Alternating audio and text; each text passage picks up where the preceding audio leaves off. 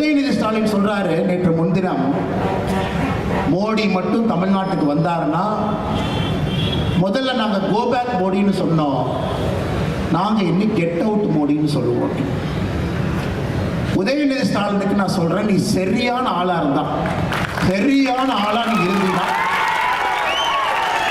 உன் வாயிலிருந்து get out மோடின்னு நீ சொல்லிப்பாரு, நீ சொல்லிப்பாரு, நீ சொல்லிப்பாரு. இல்ல இல்ல எங்க அப்பா முதலமைச்சர், எங்க தாத்தா 5 முறை முதலமைச்சர், நீ சொல்லி பாடுற பார்க்கலாம், நீ சொல்லி பாரு. நீ சொல்லி வீட்டுக்கு வெளியே வந்து பால்டாயின் பாபு நீ சொல்லுகின்ற அதே பாஷையில நான் பேசுறேன்.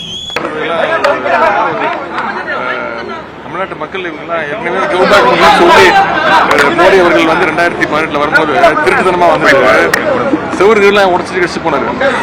மக்கள்லாம் சந்திக்க வாய்ப்பு இல்லை, பயந்துக்கிட்டு எங்க பார்த்தாலும் கருப்பு கொடி காட்டினாங்க, பலூன்லாம் அதெல்லாம் ஞாபகம் இருக்கும். அதனால இப்ப பிரச்சனையை திசை திருப்ப வேணாம். நமக்கு இப்ப தேவை வர சொல்லுங்க, பால் பாஸ் ஓட்டர்லாம் ஒரு பெரிய வர சொல்லுங்க, வீட்டுக்கு தான் இருப்பேன். இன்னைக்கு நிகழ்ச்சி இருக்கு, சாயங்காலம் இளைஞர் நிகழ்ச்சி இருக்கு. முடிஞ்சா ஏற்கனவே அவரு அறிவாலயத்து பக்கம் ஏதோ ஒன்று பண்ணுவேன்னாரு, முடிஞ்சா அண்ணா சாலை பக்கம் வர சொல்லுங்க தைரியம் தான். இல்ல அதான் திருப்பி நான் சொல்றேன், இது வந்து பிரச்சனையை வந்து இது வந்து எங்களை உதயநிதிக்கும் பாஜக தலைவர் அவர் நான் பேர் கூட பெருசாக சொல்றது கிடையாது, தவிர்த்து விடுறேன். இது அந்த பிரச்சனை கிடையாது. தமிழ்நாட்டுடைய நிதி உரிமையை கேட்டு வாங்கணும். அதற்கு ஏதாவது முடிஞ்சா, ஏதாவது உபயோகமா பண்ண முடிஞ்சா அதை பண்ண சொல்லுங்க. சார், பலர் தனியார் பள்ளிகளை வந்து நடத்துறாங்க, குறிப்பா வந்து விஜய் போன்றவர்களும் குறிப்பா திருமாவளவன் போன்றவர்களும் தனியார் பள்ளிகளை சட்ட விரோதமா நடத்திட்டு இருக்காங்க. ஒன்றிய அரசு கிட்ட அனுமதி வாங்கி அதான் நடத்திட்டு இருக்காங்க.